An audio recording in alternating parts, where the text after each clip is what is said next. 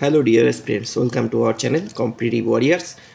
Clerkship এক্সামিনেশনে আরও একটা ভিডিও, যে ভিডিওতে আমি আগের ভিডিওতে বলেছিলাম যে যাদের ক্ষেত্রে দেখা যাচ্ছে যে আমি অনেক কপি চেক করতে গিয়েও দেখছি যে স্কোরের ক্ষেত্রে অ্যাভারেজ টাইপের স্কোর আসছে। তো অন্যদের থেকে স্কোর কী করে বাড়ানো যায় বা অন্যদের থেকে আমি কী করে ডিফারেন্স ক্রিয়েট করব, তার জন্য কিছু ইম্পর্টেন্ট টিপস আজকে আমি দেবো। তো বিশেষত আমি আগে যখন ক্লাসের মধ্যেও বলেছি যে ভালো রিপোর্ট বা ভালো ট্রান্সলেশন বা ভালো প্রেসি এটা আমরা কি করে লিখবো, যেহেতু আমাদের কাছে সময় নেই। সময় হচ্ছে 1 ঘন্টা, লিখতে হবে 6টা রাইটিং। এবার 6টা রাইটিং খুব ভালোভাবে লেখা এটা নেক্সট টু ইম্পসিবল।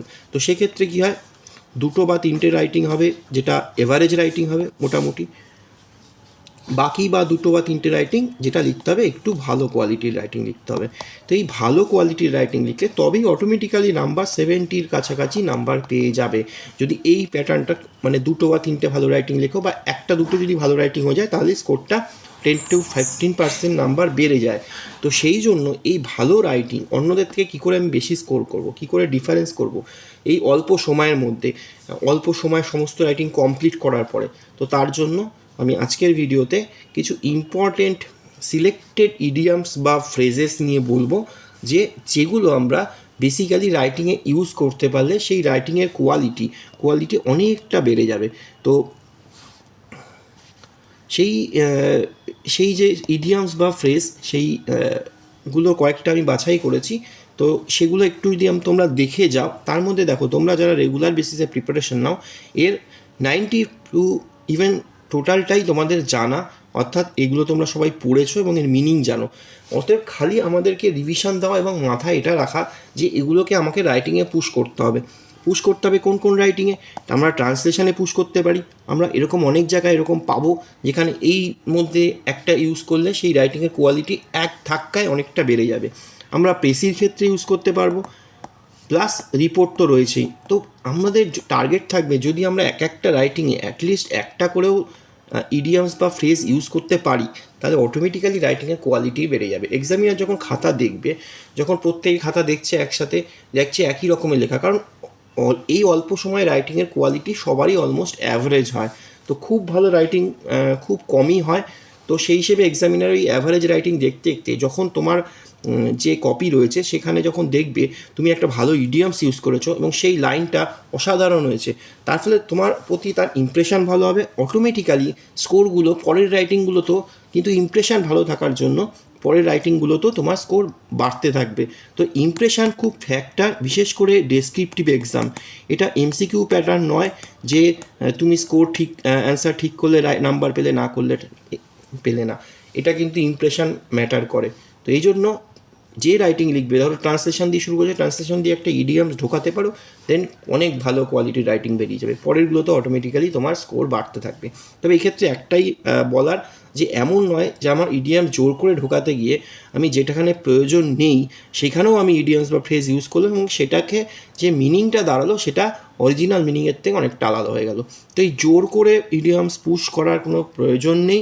যেখানে যাবে এরকমভাবেই আমি বেছেছি যেগুলো অনেকগুলো রাইটিংয়ের অনেকগুলো পোর্শনে যেগুলো যায়, তো সেরকমভাবেই বেছেছি। এই কটা ইডিয়মস বা ফ্রেজ একটু চোখ বুলিয়ে যাও, দেখবে রাইটিংয়ে কোথাও না কোথাও পুশ করতে পারবে। আর যদি পুশ করে আসো, দেখবে নিজে স্যাটিসফাইড হবে, নিজের কনফিডেন্সও ভালো থাকবে যে আমি রাইটিংটা ভালো লিখে এসেছি, অটোমেটিক্যালি স্কোর বেশি পাবে। তো একটু আমরা ইডিয়মসগুলো চোখ বুলিয়ে নিই। তো ফার্স্টে এটা বলছি, at the end of the day. এর মানে হচ্ছে when all factors are consider, সমস্ত ফ্যাক্টর কনসিডার করা, অর্থাৎ আমরা কথায় কথায় বলি at the end of the day, অর্থাৎ মানে সবার শেষে আলটিমেটলি ব্যাপার এটা, অর্থাৎ যখন সমস্ত ফ্যাক্টর কনসিডার করা হয় তারপরে এই ফ্রেজটা আমরা এইসব জায়গায় ইউজ করতে পারি, অনেক জায়গায় এরকম ইউজ করা যায়। Next, hit the nail on the head, to be exact about something. মানেটা জাস্ট আমি বলে দিচ্ছি, বাট তোমরা ইডিয়ামসটা পড়েই আশা করি বুঝতে পারছো যেটা আমি কোন জায়গাটায় পুশ করতে পারি। তো নেক্সট হচ্ছে ইন এ নাটশেল। আমরা অনেক জায়গাতে এটা প্রয়োজন হয়, বিশেষ করে রিপোর্ট রাইটিংয়ের ক্ষেত্রে দরকার হয় যে সামারাইজ করা। এই ছোটো একটা 3টে ওয়ার্ড ইন এ নাটশেল, এটা লিখলে তোমার রাইটিংয়ের কোয়ালিটি বেড়ে গেল।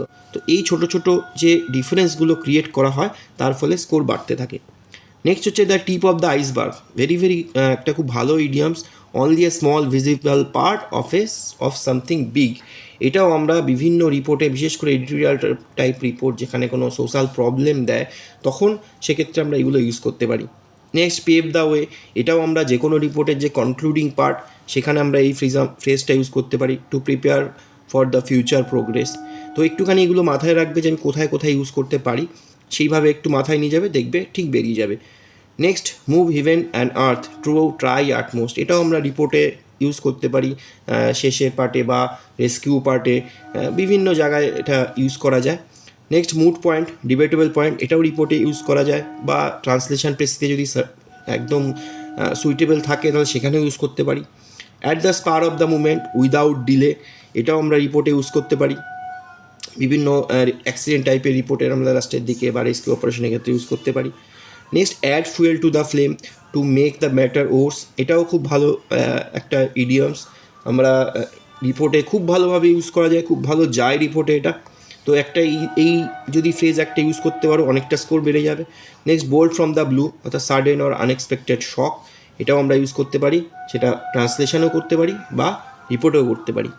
নেক্সট হচ্ছে at sixes and sevens disorder, cut and dried readymade form, এটাও ভালো।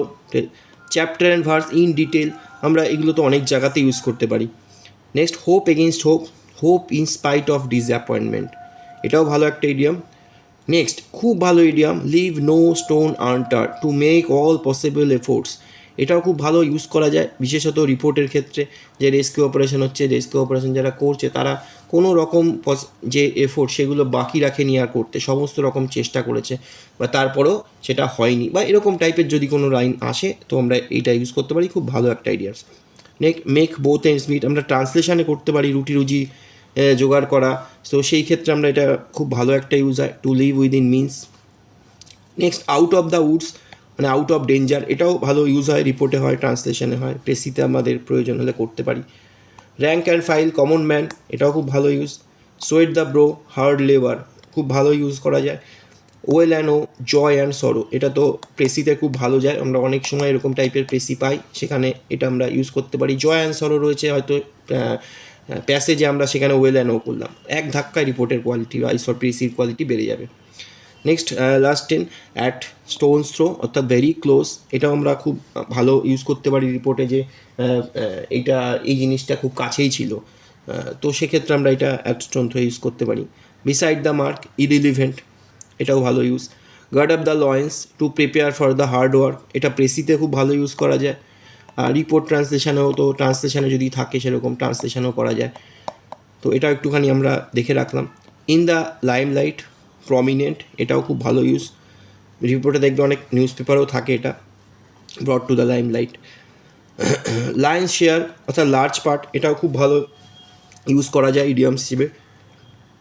লিপস অ্যান্ড বাউন্স, র্যাপিডলি, এটাও খুব ভালো, যে কোনো কিছু জিনিস খুব তাড়াতাড়ি বেড়ে যাচ্ছে, র্যাপিডলি ইনক্রিজ করছে, তখন আমরা it increases leaps and bounds, খুব ভালো ইউজ হবে, রিপোর্টের ক্ষেত্রে খুব সুন্দর ইউজ হয়। Part and parcel, inseparable part, part and parcel inseparable, এটাও খুব ভালো ইউজ, ট্রান্সলেশনের ক্ষেত্রে বেশি রিপোর্ট সবার ক্ষেত্রেই হয়। Pyrrhic victory, victory at high cost, খুব ভালো ইউজ হয়। Pros and cons, for and against a thing. Next এবং লাস্ট ওয়ান হচ্ছে turn the tables to reverse the condition, খুব ভালো ইউজ, এই ইডিয়ামসটা খুব সুন্দর idioms, turn the tables to reverse the condition. তো এই আমার যে 30টা মতো আমি ইডিয়ামস ফ্রেজ দিয়েছি, হোপফুলি তার মধ্যে ম্যাক্সিমামটাই তোমাদের কিন্তু প্রিপারেশন অলরেডি রয়েছে, কারণ তোমরা এর আগে এক্সাম দিয়ে ক্র্যাক করে এসছো, আরও অন্যান্য এক্সাম দাও, তো এইগুলো তোমাদের রেডি, জাস্ট এগুলোকে একটু মাথায় নিয়ে যাওয়া যে এগুলো আমার পুশ করার জায়গা আছে। তো যদি তোমার মাথার মধ্যে থাকে, যখনই তুমি ট্রান্সলেশন পাবে, সেই বাংলা ওয়ার্ডটা পাবে, তোমার মাথায় হট করে এটা ক্লিক করে যাবে যে এই জিনিসটা আমি এখানে ইউজ করতে পারবো, এবং একটা মাথায় সবসময় একটা ইন্টেনশন রাখবে যে আমি একটা যদি পুশ করতে পারি আমাদের স্কোর অনেকটা বেড়ে যাবে। এটা তাদের জন্য অ্যাপ্লিকেবল, বিশেষত যারা টাইমলি রাইটিং কমপ্লিট করতে পারছো, কোনো অসুবিধা হচ্ছে না, খালি নাম্বারের ক্ষেত্রে দেখা যাচ্ছে অ্যাভারেজ স্কোর আসছে, স্কোর বাড়ছে না, তো তাদের জন্য এই ভিডিওটা বেশি ইম্পর্টেন্ট। যারা রিপোর্টের টাইমিং, টোটাল যে এক্সাম, তো এখানে টাইম নিয়ে প্রবলেম হচ্ছে, টাইমের সঙ্গে স্ট্রাগল করছো, টাইমে কমপ্লিট করতে পারছো না, তাদের এই ব্যাপারটা থেকে আগে মাথায় দাও যে আমাকে 6টা রাইটিং আমাকে কমপ্লিট করতে হবে। আমি 2টো রাইটিং ভালো লিখলাম, বাকি 3টে রাইটিং মোটামুটি লিখলাম, বা ভালোও লিখলাম মোটামুটি ভালো, একটা রাইটিং লিখতেই পারলাম না, সেক্ষেত্রে স্কোর অনেকটা কমে যাবে। বেটার 6টা রাইটিং কমপ্লিট করে আসা। তো তারপর যদি কমপ্লিট করার পরে মানে তোমার যদি টাইমিংয়ে কমপ্লিট করতে পারো দেন তুমি এইগুলোকে ইউজ করতে পারো। তো সবার আগে কিন্তু ফার্স্ট অ্যান্ড ফরমোস্ট ক্রাইটেরিয়া এই এক্সাম ক্র্যাক করার জন্য 6টা রাইটিং কমপ্লিট করে আসা, তবেই এক্সামে তুমি টিকে থাকবে কম্পিটিশানে। দেন যদি যাদের স্কোর অ্যাভারেজ আসছে তারা এগুলোকে ইউজ করতে পারো, দেখবে আশা করি রাইটিংয়ের কোয়ালিটি ভালো হবে। তো আমি চেষ্টা করলাম একটা আমার মতো করে তোমাদের কিছু ইডিয়াম বাছাই করা দিয়ে যাতে তোমরা অ্যাভারেজ স্কোর থেকে একটু ভালো স্কোর করো। তো নেক্সট ভিডিওতে দেখা হবে, সবাইকে বেস্ট উইশেস। এক্সাম একদম চলে এসছে, খুব ভালো করে এক্সাম দাও।